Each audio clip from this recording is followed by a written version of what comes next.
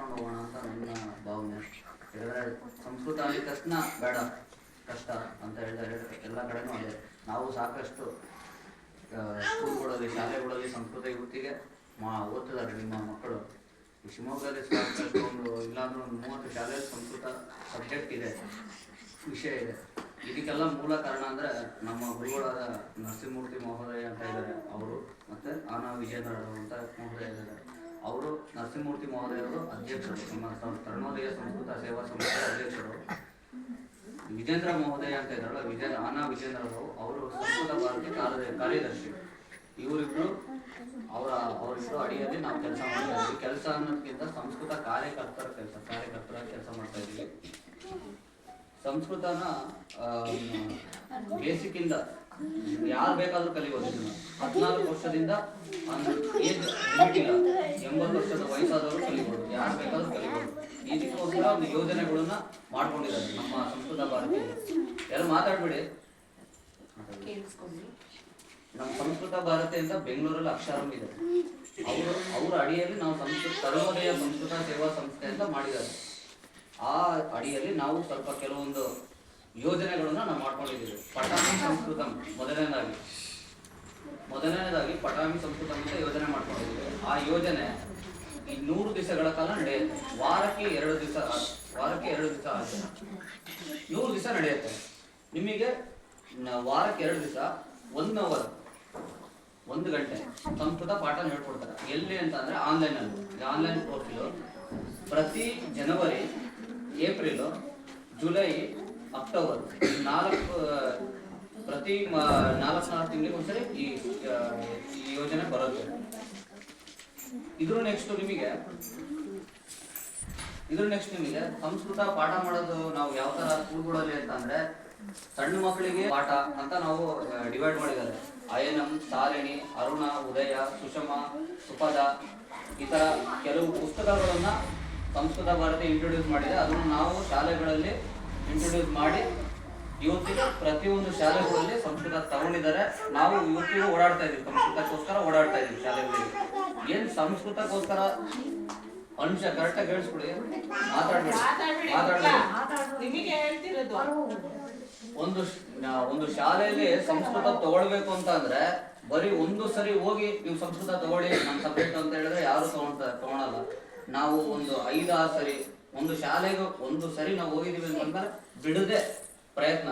ಈಗ ಒಂದು ಎಕ್ಸಾಂಪಲ್, ಆದಿಚುಂಚನಗಿರಿ ಆ ಶಾಲೆಗೆ ಸಂಸ್ಕೃತ ಇಲ್ಲ, ನಾವು ಈ ಸಂಸ್ಕೃತ ತಗೊಳ್ಬೇಕು ಅಂತ ನಾವು ಓಡಾಡ್ಬೇಕಾದ್ರೆ ಸುಮಾರು ಸರಿ ಓಡಾಡಿದೀವಿ. ನಾವು ನಮ್ಮ ಅಧ್ಯಕ್ಷರು ನರಸಿಂಹಮೂರ್ತಿ ಅವ್ರ ಜೊತೆ ಸುಮಾರು ಸರಿ ಓಡಾಡಿದೀವಿ.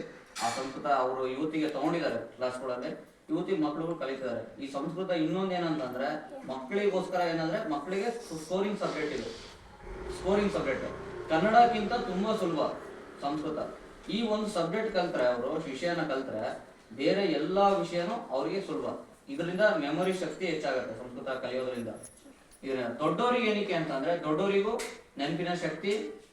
ನೀವು ಕಲ್ತ್ರೆ ನೀವು ಮಕ್ಕಳಿಗೆ ನೀವು ಹೇಳ್ಕೊಡ್ಬೋದು, ಮಕ್ಕಳು ಕಲ್ತ್ರೆ ನೀವು ಮನೇಲಿ ಹೇಳ್ಕೊಡ್ಬೋದು. ಮಕ್ಕಳಿಗೋಸ್ಕರ ಸಂಸ್ಕೃತ, ದೊಡ್ಡವರಿಗೋಸ್ಕರ ಸಂಸ್ಕೃತ ಅಂತ ಏನಿಲ್ಲ, ಯಾರು ಬೇಕಾದ್ರೂ ಕಲಿಬೋದು. ಇದನ್ನ ನೀವುಗಳು ಕಲಿಬೇಕಾದ್ರೆ ಮೊದಲನೇದಾಗಿ ನಾವು ಇನ್ನೊಂದು ಯೋಜನೆ ಮಾಡಿದ್ದೀವಿ, ಗೀತಾಂ ಪಟಾಮ ಅಂತ. ಭಗವದ್ಗೀತೆ ಗೊತ್ತಲ್ಲ ಎಲ್ಲರಿಗೂ? ಭಗವದ್ಗೀತೆ ಅದು ಪ್ರತಿದಿನ 2 ಶ್ಲೋಕ 5 ಸರಿ ಓದ್ಬೇಕು. ಸಂಸ್ಕೃತದಲ್ಲೇ ಇರುತ್ತೆ, ಕನ್ನಡದಲ್ಲಿದೆ, ಸಂಸ್ಕೃತದ ಇದು ಪ್ರಥಮೋಧ್ಯಾಯ, ದ್ವಿತೀಯೋಧ್ಯಾಯ, ಈ ತರ ಅಧ್ಯಾಯಗಳು 18 ಅಧ್ಯಾಯಗಳು ಇದಾವೆ. ಇದನ್ನ ನಾವು 1 ವರ್ಷದಲ್ಲಿ ಇದನ್ನ ನಾವು ಮಾಡ್ತೀವಿ.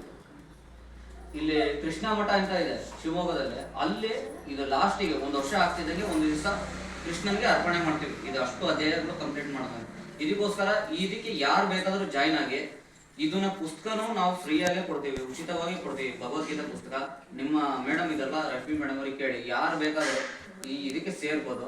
ಇದನ್ನು ಅಷ್ಟೇ ಆನ್ಲೈನಲ್ಲಿ ಹೇಳ್ಕೊಡ್ತೀವಿ. ಇದನ್ನು ಆನ್ಲೈನ್, ಪಟಾಮಿ ಸಂಸ್ಕೃತಂ ಈ ಯೋಜನೆ ಇದನ್ನು ಆನ್ಲೈನ್. ಈ 2 ಕೋರ್ಸ್ ಬಗ್ಗೆ ಅವ್ರಿಗೊಂದು ನಾನೊಂದು ಕರಪತ್ರ ಕೊಟ್ಟು ಹೋಗ್ತೀನಿ ಅಂತ. ಇದಕ್ಕೆ ಆದಷ್ಟು ನೀವು ಪೇರೆಂಟ್ಸ್ ಇದಕ್ಕೆ ಸಪೋರ್ಟ್ ಮಾಡಿ, ಮಕ್ಕಳುಗಳು ಕಲಿಬಹುದು. ಈ ಬಾಲಕೇಂದ್ರ ಬರೀ ಶ್ಲೋಕಗಳು ಹೇಳ್ಕೊಡ್ತಾರೆ, ಅಲ್ಲಿಗೆ ನಿಲ್ಬಾರ್ದು, ನಿರಂತರ ಇರಬೇಕು. ಇವತ್ತಿಗೆ ಎಲ್ಲ ಮಕ್ಕಳು ನೋಡ್ಕೊಂಡು ಹೇಳಿದ್ದೀರಾ, ತುಂಬಾ ಚೆನ್ನಾಗಿ ಹೇಳಿದ್ರೆ, ನೋಡ್ಕೊಂಡು ಹೇಳಿದ್ರು ಸ್ಪಷ್ಟವಾಗಿ ಚೆನ್ನಾಗಿ ಹೇಳಿದ್ರೆ. ಆದ್ರೆ ಮುಂದಿನ ವರ್ಷ ಬರ್ಬೇಕಾದ್ರೆ ನಾನೇ ಬರ್ತೀನೋ ಅಥವಾ ನಮ್ಮ ಅಧ್ಯಕ್ಷರು ಬರ್ತಾರೋ ಗೊತ್ತಿಲ್ಲ, ಯಾರು ಅವಾಗ ನೋಡದೆ ಹೇಳೋದು ಕಲೀಬೇಕು ನೀವು. ಈಗ ಅಷ್ಟು ಹೇಳೋದು ಬೇಡ, ಒಬ್ಬೊಬ್ರು ಒಂದು ಶ್ಲೋಕನ ನೋಡದೆ ಹೇಳೋದು. ಈ ಬರೀ ಶ್ಲೋಕ ಅಂದ ತಕ್ಷಣ ಬಾಲಕೇಂದ್ರದಲ್ಲಿ ಅವ್ರ ಬಾಲಕೇಂದ್ರ ಶನಿವಾರ ಬರಕ್ ಹೇಳ್ತಾರೆ, ಅಲ್ಲಿ ಹೇಳ್ಬಿಟ್ರೆ ಆಯ್ತು. ಪ್ರತಿದಿನ ಆ ಶ್ಲೋಕಗಳನ್ನು ಯಾವ್ಯಾವಾಗ ಹೇಳ್ಬೇಕು ಮಹತ್ವ ಇದೆ ಅದಕ್ಕೆ. ಕರಾಗ್ರೆ ವಸತೆ ಯಾವಾಗ ಹೇಳ್ಬೇಕು, ಊಟ ಮಾಡ್ಬೇಕಾದ್ರೆ ಯಾವ ಶ್ಲೋಕ ಹೇಳ್ಬೇಕು, ಈ ತರದ್ದು ಹಿಂಗೆ ನಾವು ಕಲಿತಾ ಹೋದಾಗ ಜ್ಞಾಪನ ಇರುತ್ತೆ. ಬರೀ ನಾವು ಒಂದು ಸರಿ ಆ ಕಾಂಪಿಟೇಟರ್ ಇರೋದು ಅಷ್ಟು ಶ್ಲೋಕನ ನಾವು ಒಟ್ಟಿಗೆ ಬಾಯ್ಪಾಠ ಮಾಡ್ತೀವಿ. ಆ ಕೆಲಸಗಳು ನಾವು ಮಾಡಕ್ ಹೋದಾಗ ನಾವು ಎದ್ದಿದ ತಕ್ಷಣ ಮಲ್ಕಂಡು ಎದ್ದಿದ ತಕ್ಷಣ ಏನ್ ಹೇಳ್ತೀವಿ ಆ ಶ್ಲೋಕ, ಊಟ ಮಾಡ್ಬೇಕಾದ್ರೆ ಏನ್ ಶ್ಲೋಕ, ಆಮೇಲೆ ಸ್ನಾನ ಮಾಡ್ಬೇಕಾದ್ರೆ ಏನ್ ಶ್ಲೋಕ, ಪ್ರತಿ ಒಂದಕ್ಕೂ ಶ್ಲೋಕ ಇದೆ. ಅದು ಮೇಡಮ್ ನಿಮಗೆ ಹೇಳ್ಕೊಡ್ತಾರೆ ನಿಮ್ಮ ಮಕ್ಕಳಿಗೆ. ಅದನ್ನ ಈ ತರ ಕಲೀರಿ, ಯಾವ್ಯಾವಾಗ ಏನೇನ್ ಮಾಡ್ಬೇಕು ಅನ್ನೋದು ಮಾಡಿದಾಗ ಇದು ನೆನಪಲ್ಲಿ ಉಳಿಯುತ್ತೆ. ಬರೀ ನಾವು ಶನಿವಾರ ಬರ್ತೀವಿ, ಅವ್ರು ಹೇಳ್ಕೊಡ್ತಾರೆ, ಒಂದ್ ಸಮಾರೋಪ ಆಗುತ್ತೆ, ಅವಾಗ ನಾವು ಬಾಯಿಟ್ ಮಾಡಿ ಹೇಳ್ಬಿಡ್ತೀವಿ, ಅಲ್ಲಿ ಉಳಿಯಲ್ಲ. ಡೈಲಿ ಪ್ರತಿದಿನ ಮಾಡಿದಾಗ ಉಳಿಯುತ್ತೆ. ಇದನ್ನು ಅಷ್ಟೇ, ಭಗವದ್ಗೀತೆನೂ ನಾನು ಹೇಳಿದ್ನಲ್ಲ ಗೀತಾಂ ಪಠಮ, ಅದನ್ನ ಎಲ್ಲರೂ ಇದು ಮಾಡಿ. ಯಾರಿಗೆ ಪುಸ್ತಕ ಬೇಕು ಮೇಡಮ್ ಹತ್ರ ತಿಳಿಸಿ, ನಾವು ಪುಸ್ತಕ ಕೊಡೋದು ಇರ್ತಾರೆ. ನಮ್ಗೆ ಪುಸ್ತಕ ಫ್ರೀಯಾಗಿ ಕೊಡ್ತೀವಿ ಭಗವದ್ಗೀತೆ.